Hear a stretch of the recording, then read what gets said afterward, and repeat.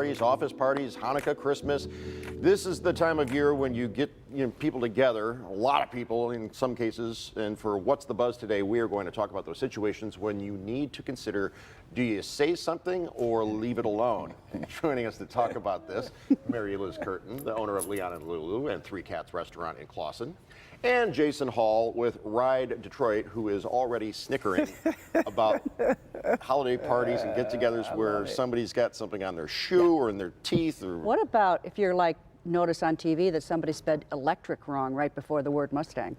Oh, yeah? Do you leave that alone or do you mention You it? got to say something. You mentioned it. Someone continues to mispronounce something over and over and over again. Do you say something and correct them, or are you past that point of awkwardness where it'd be really awkward to say something? Do you say it or leave it alone? I'm sort of in the middle, you know what I mean? It depends on the situation. And this is gonna sound horrible, if I care enough to correct them, I will. If I don't care and I just really want to end that conversation. And if you don't like them, do you just kind of enjoy it? Whatever, man, just go about your thing. Like, it just depends how much effort I really care about putting into it. But no, I'm in the middle. Yeah, it just depends on the situation. What if it's something that it's the way they pronounce it and it's not incorrect, it just makes them sound really pretentious? What would you Oh, you just let them enjoy themselves. Yeah? They could just keep being pretentious and having a fine time. All right, I'm thinking one particular example about a word that somebody says a certain way. If someone is talking to you at the party or whatever, and they have bad breath, do you say something or you just kind of get I away just from step back. Step back? What if they're a Seinfeld close talker?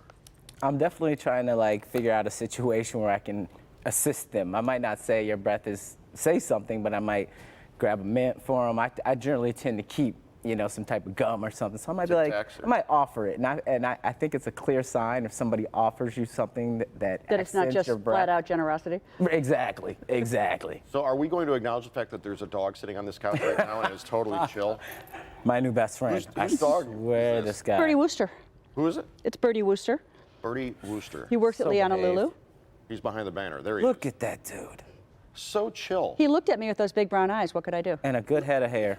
That dog looks like he's waiting for December 1st Stick. to roll around so he can buy recrecreational weed. He looks like a he's total already bought high-end, it. doesn't he? Doesn't he look like he's already got a card. He doesn't need. He's got a car.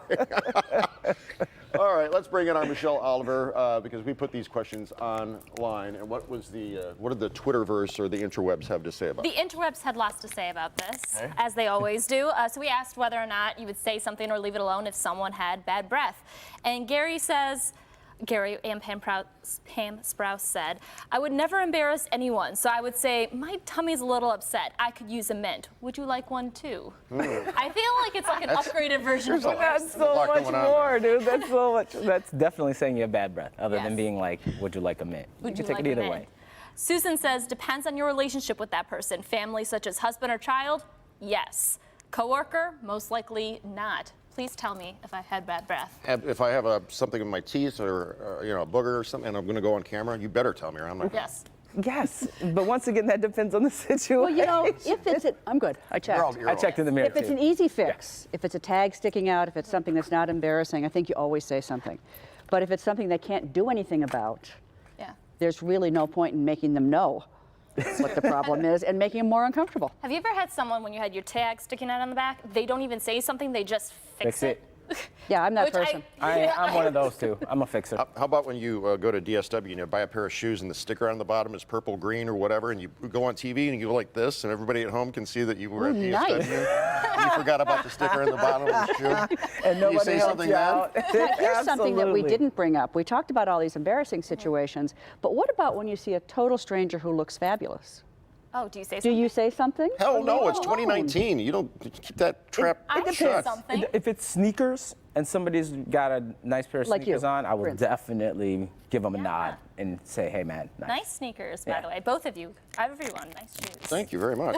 I always say something. If somebody looks great or I like his jacket and it's amazing to see the way a person just blossoms and smiles when a total stranger with no dog in the hunt just says, you look great today. Yeah. Thank you very Look at much. those shoes, Jason. Brand new Look at 'em shoes, be- brand new Those do look suit. good. Those do look By the good. way, if you're looking for menswear, Macy's has a sale going on right now. I cleaned up. I live at Macy's, man, so Stack those coupons. Thank you for being here, everybody. thank you.